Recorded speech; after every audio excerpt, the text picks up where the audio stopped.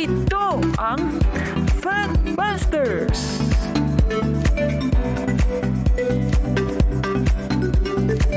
Sa puntong ito ng ating programa, kung hindi ka pa nakasubscribe, pakiclick po ng subscribe button at ang notification bell para updated po tayo sa ating mga susunod na videos. Kaya, let's go at simulan na natin!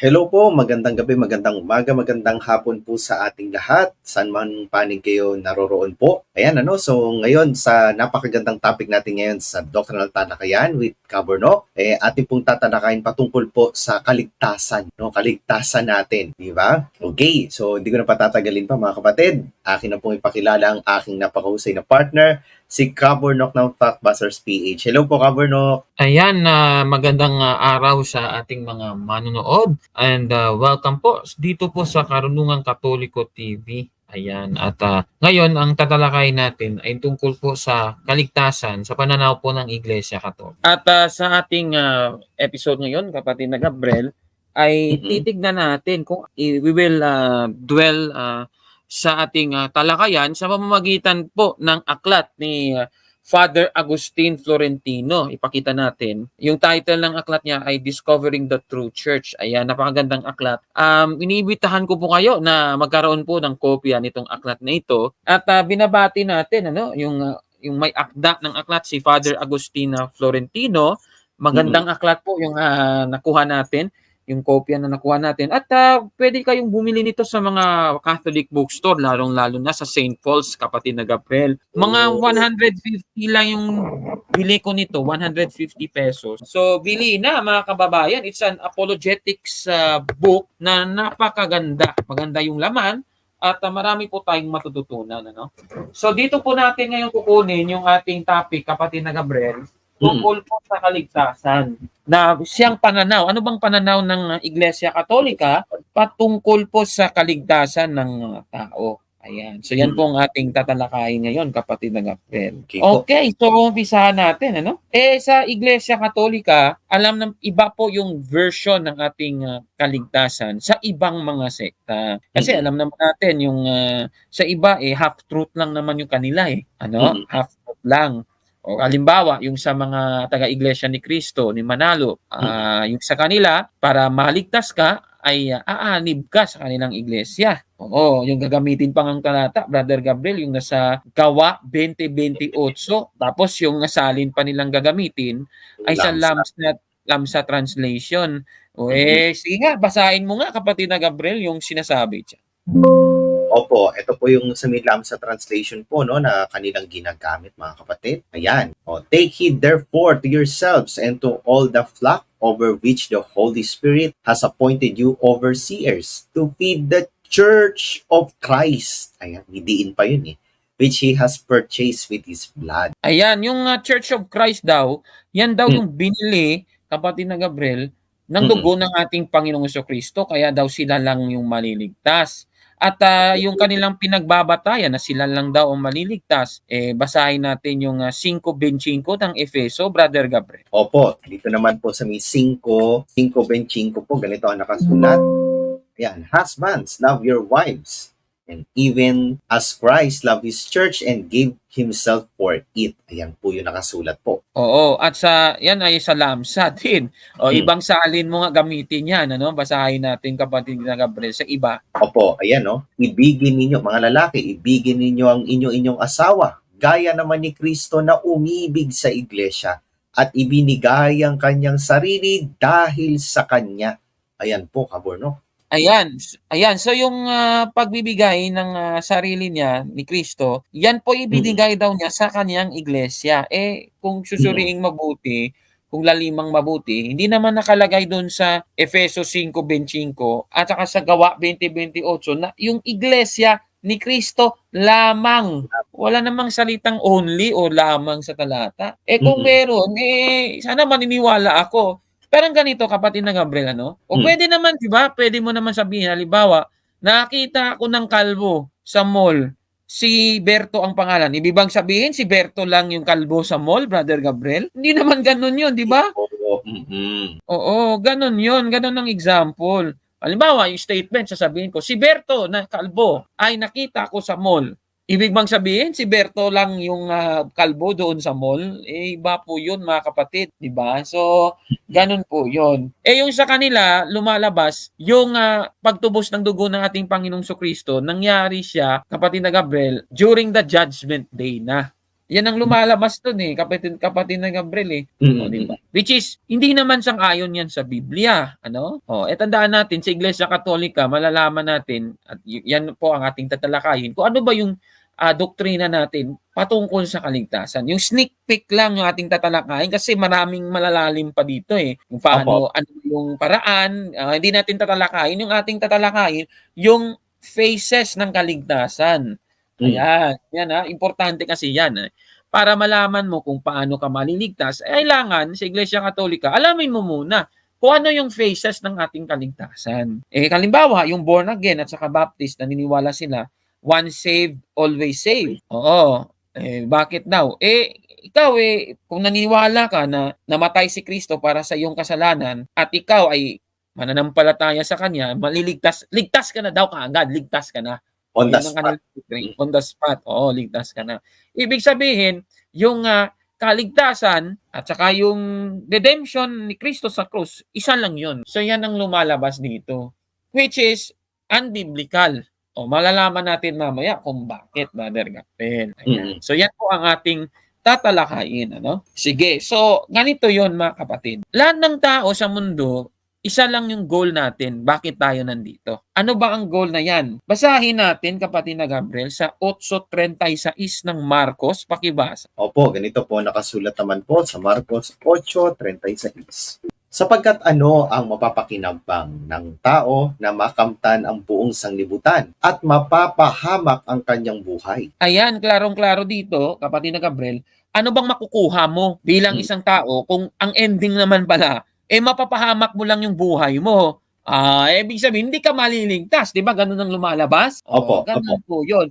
Ibig sabihin, kapatid na Gabriel, eternal salvation yung ating goal sa sanlibutan. Dapat yung ating buhay hindi mapapahamak. Gagawa tayo, sa tulong ng Panginoong Diyos, meron tayong ginagawa na paraan, Brother Gabriel, para tayo maligtas. Ganun po yun, mga kapatid. Eternal salvation. At ano po ba ito? Itong eternal salvation. Meron tatlong tenses ito o phases. Ano po ba ito? Unang-una yung past tense. Ano ba yung past tense? Yan ang mga sinasabi ng mga taga-Baptist, Brother Gabriel, na si Kristo namatay para sa iyong mga kasalanan. Tama. Bakit? Siyempre, requirement yan Namatay na po si Kristo para sa kasalanan natin. Basahin natin, kapatid na Gabriel, sa Marcos din, 10:45. Pakibasa, kapatid na Gabriel. Opo, ganito naman po nakasulat po sa 10:45. Sapagkat ang anak ng tao rin naman ay hindi naparito upang paglingkuran, kundi upang maglingkod at ibigay ang kanyang buhay na pangtubos sa marami. Ayan, klarong-klaro dito sa ating binasa.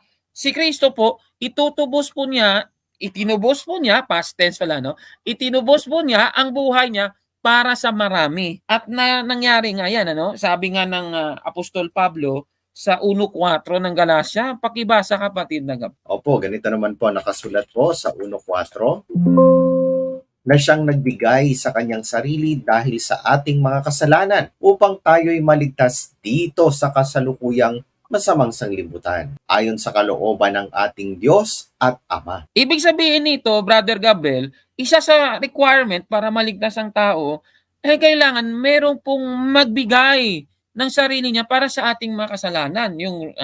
Yan po ay ang ating Panginoong Jesucristo. 1:4 ng Galacia. Alam naman natin, Roma 3:23, ipakita natin sa screen. Ipakita lang natin, Ayon po sa Roma 3:23, kapatid na Gabriel, lahat mo ng tao ay nagkakasala.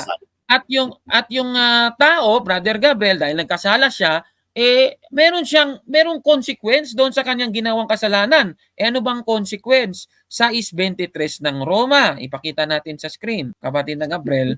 Naman po. Ipakita natin na yung kabayaran ng kasalanan ay kamatayan, Brother Gabriel. Pero hindi na tayo kailangang magbayad kasi meron nang nagbayad sa atin. Sino bang nagbayad? Sabi dito, datapwat ang kaloob na walang bayad ng Diyos ay buhay na walang hanggan kay Kristo Jesus na Panginoon natin. Klarong-klaro, ibig sabihin, dahil sa kamatayan ni Kristo sa krus, meron tayong chance, meron tayong kaloob na natanggap.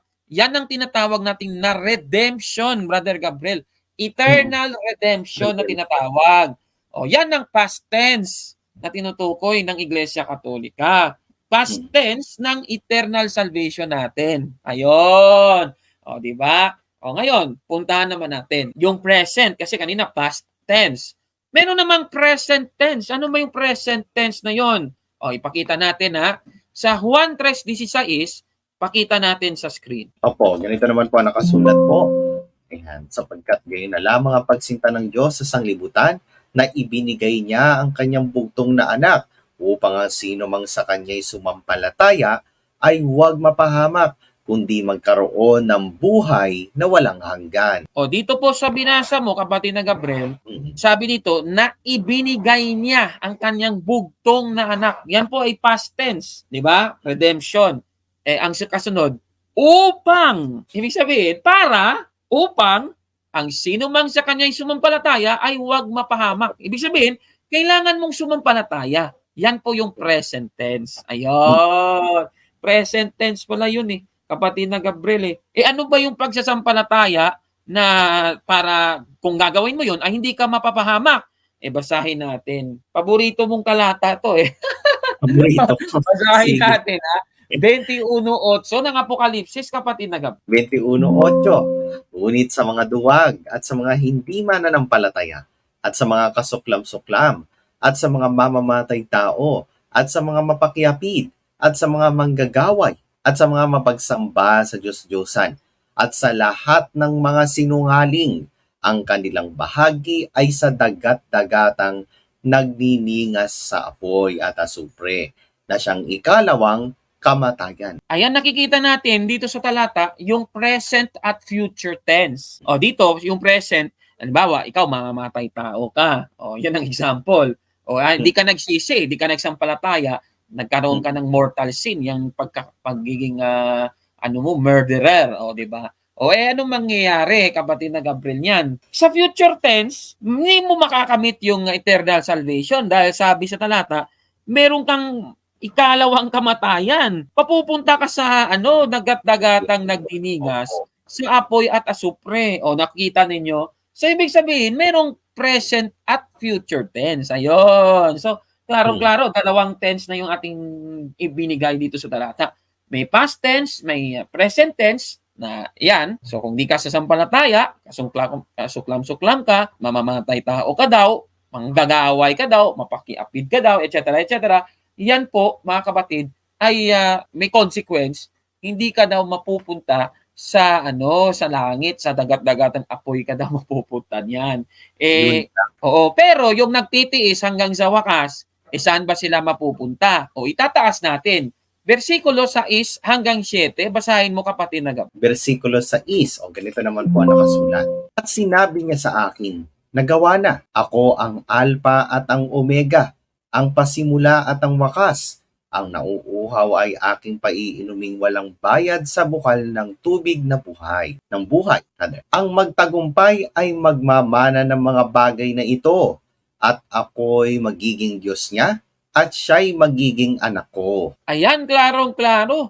Ibig sabihin, yung nagtagumpay, sila yung magmamana ng mga bagay. Ano bang bagay yan? Sa verse 6, kapatid na Gabriel, sila yung iinom ng tubig. Sa verse 6, ayan, yung tubig na walang bayad sa bukal ng tubig ng buhay. Ayan, ibig sabihin, yan nga yung a glimpse of heaven, ika nga nila, no? Ayan, so ganun po yun. Pero, ulitin ko lang, natalakay na rin natin sa kabilang channel, hindi po yan si Kibuloy, kasi wala pang wala pang future tense. Kasi si Kibuloy daw yung nagtagumpay doon sa versikulo 7.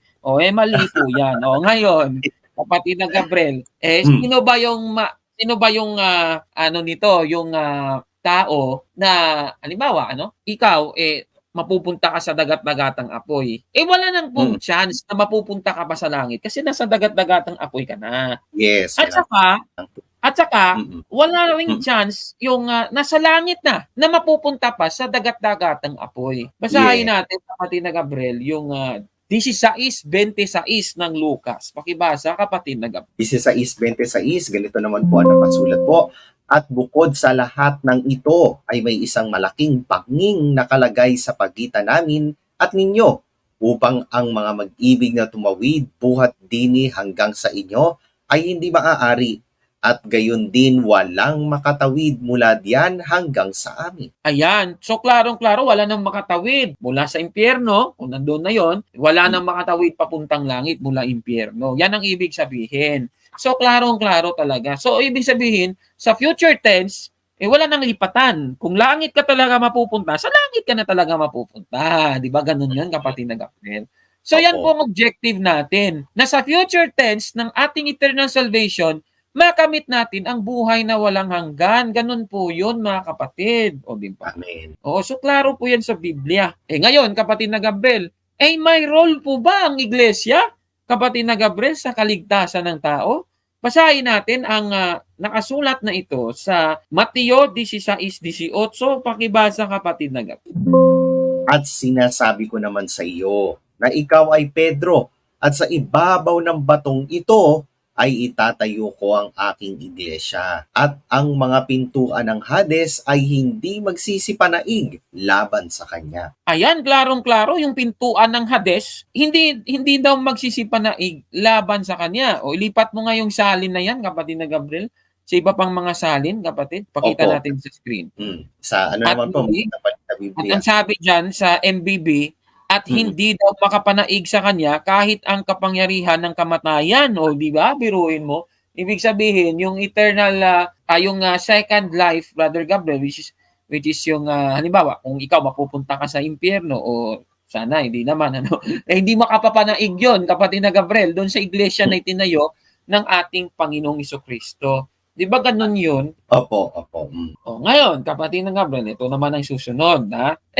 Tandaan din natin, Gawa 4:12, ipakita lang natin sa screen, ano? Sa Iyo po. 4:12, yung ating Panginoong Jesucristo, sa kanya po matatagpuan ang kaligtasan. Bakit? Siyempre, siya yung rason kung bakit ikaw nabigyan ka ng chance para maligtas, makamit mo yung eternal salvation na tinatawag. Doon yan nangyari sa past tense ng salvation, which is yung tinatawag nating eternal redemption. Ayun. Pero para sabihin na yung eternal redemption ay eternal salvation din yun, mali po yun. Parang si SLTV yun eh. Yun lang, pinag-isa niya po, no? Kinumbine Oo, niya. pinag-isa. Mali po yan, mga kapatid. Di po yan biblical. O, di ba? Ganon po yun. So, lumalabas, kapatid na Gabriel, na ano po ba ang, ano po ba yung role ngayon ng iglesia pagdating sa kaligtasan ng tao? Nakikita natin, balikan natin, na doon sa Mateo 16:18, di naman kaya niyang, doon sa 16:18 ng Mateo, ipakita lang natin sa screen, Brother Gabriel, hindi kayang makapanaig yung, hindi makapanaig sa iglesia kahit yung kapangyarihan ng kamatayan. So lumalabas, kapatid na Gabriel, kahit kung yung dagat-dagatang apoy na yan, hindi kayang makipanaig doon sa iglesia na itinayo ni Kristo. At sure po, kapatid na Gabriel, lumalabas, yung ating kaligtasan, meron tayong kinakapitan doon sa iglesia na itinayo ni Kristo. Ayun. So kung yung iglesia mo iba yung nagtayo, good luck na lang. Ganun yun, ano? Dapat si Kristo yung nagtayo. Di ba ganun yun? Opo. Mahirap yan, Brother Gabriel. Baka kawawa ka, lalabas niyan. Ika nga sa 13:50 ng Mateo, basahin natin, kapatid na Gabriel. Opo, ganito po ang nakasulat naman po sa may 13:50 ng Mateo. At yahagi sa mga makasalanan sa maningas na pugon, dooy mananangis sila at mangangalit ang kanilang ngipin. Ay, kawawa naman. So sila yung mga kawawa na mapupunta sa maningas na pugon na kung sa 21:8 ng Apokalipsis, dagat-dagatang nagniningas sa apoy at asupre. Di ba? Kawawa naman. Kaya yung relihiyon, yung iglesia na itinayo ni Kristo, may role po siya para tayo matulungang hindi mapunta dyan sa sinasabi ng Mateo 13:50. O ika nga ni Pope, makibasahin na natin, yung sabi ni Pope John Paul II, kapatid na Gabriel, sa Crossing the Threshold of Hope, sa paragraph 73, page 73, sorry.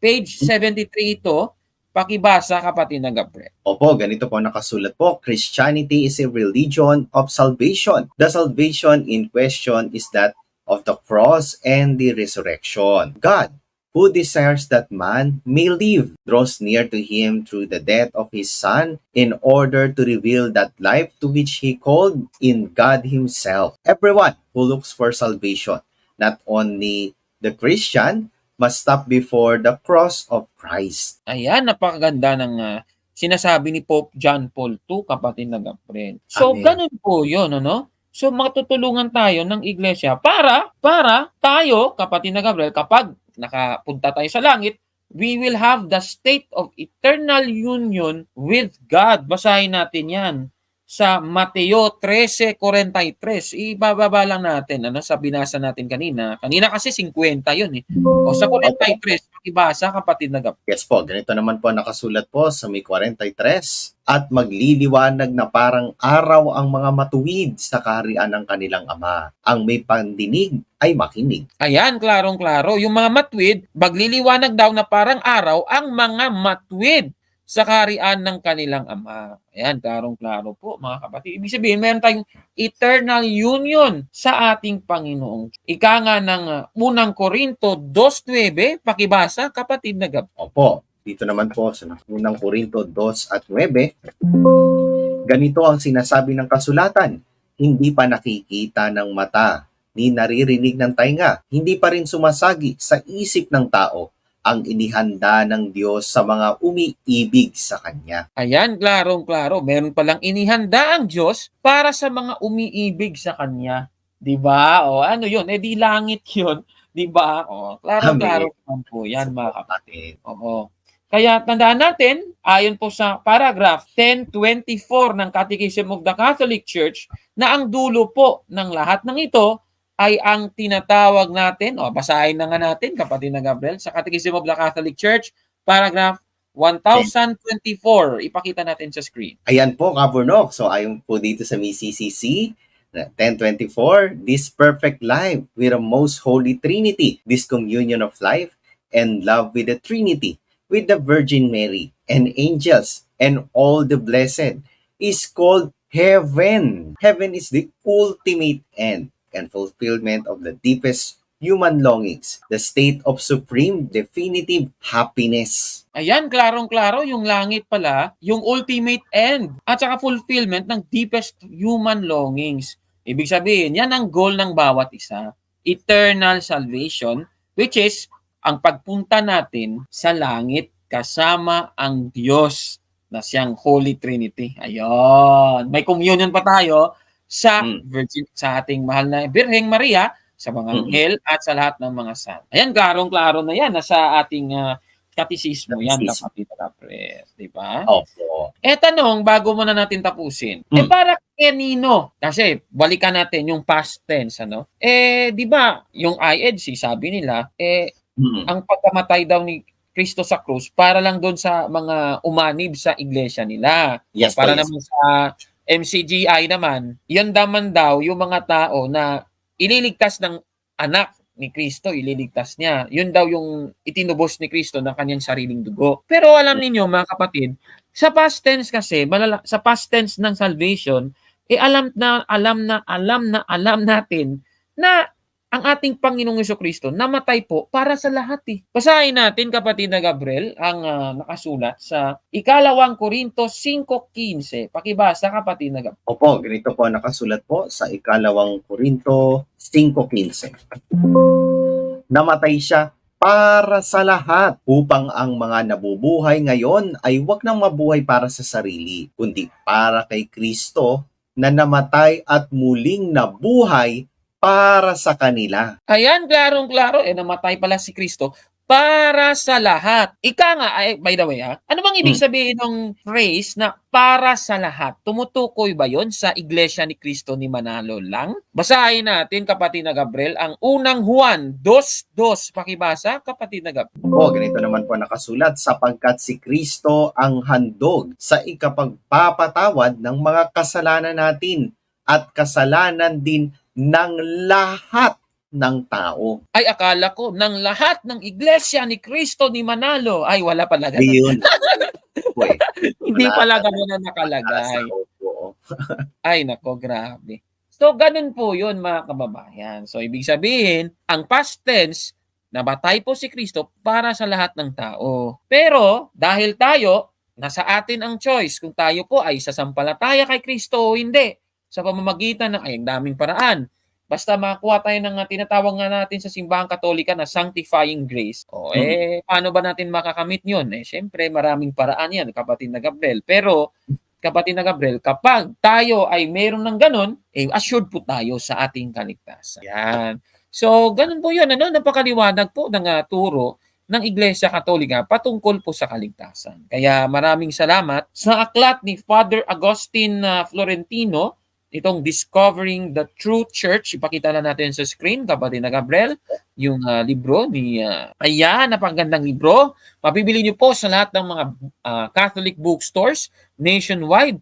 I guess mabibili ito sa sa St. Paul's Bookstore. Yung presyo as of now, sa huli kong, kasi bumili ako ng isang kopya, 150 pesos lang, Brother Gabriel.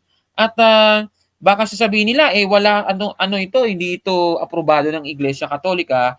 Hindi po. Meron po itong nihil obstat, meron ding imprimatur. Yung nihil obstat ng aklat, si Reverend Monsignor Alex Ramon Amante. At yung imprimatur, si Buenaventura Famadico DD, yung Bishop ng San Pablo, Laguna. Ayan. So, pili na po kayo ng librong yan. Napakaganda, maganda. Marami pong mga nagbigay ng mensahe sa aklat, si Father Fran, ayan, shout out sa iyo, Father Fran Villegas, yung National Secretary ng CFD Philippines, si Michael Vincent Suico. Hindi na pala siya ata ngayon yung CFD, National Secretary, tama? Tama nga. Si Attorney Marwil, ayan, si Attorney Marwil, yung idol natin, yung idolo natin sa ang dating daan noon. Dating APT member, si Brother Alfie Angeles. Ayan, so nagbigay siya ng kanyang mensahe. Ayan. Tsaka ito po ay recommended ni na Most Reverend Jose Palma ng Archbishop ng Cebu, ang ating Archbishop sa Cebu, si Most Reverend Socrates Villegas ng Archbishop of Lingayen na Dagupan ng Pangasinan, si Archbishop Soc, at yung Bishop ng Imus Cavite, si Most Reverend Reynaldo Evangelista, at Bishop ng San Pablo, yung nagbigay ng imprimatur. Ayan, so I guess itong video rin na ito ay mapapanood din sa ating kabilang channel sa Factbusters PH para mas marami pong makakaabot ng itong apologetics side na ito tungkol po sa kaligtasan ng. Alright, sige, Brother Gabriel, mag-closing ka na at baka meron ka pang gustong sabihin tungkol sa bagay na ito, kapatid na Gabriel, kung ano ba yung mga natutunan? Ako, ang natutunan ko, talagang napakapalad nating mga Katoliko, tinuturuan tayong maging humble, Kaborno. Kasi ako nung araw, nagdulot sa akin ng parang masyado ako naging proud nun lalo na nung sa born again. Tanggapin mo lang si Kristo, tawag doon, sure na yung kaligtasan mo. Ayan.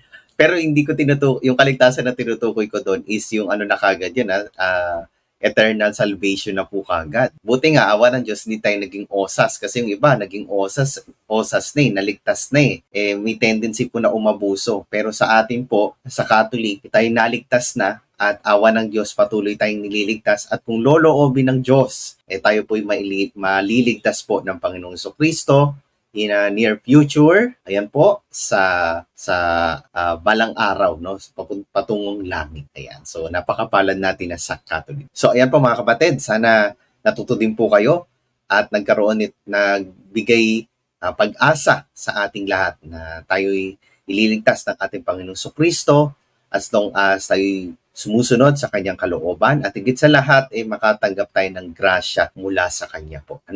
Ingatan naman po tayong parati ng ating Panginoon. I am Catholic. I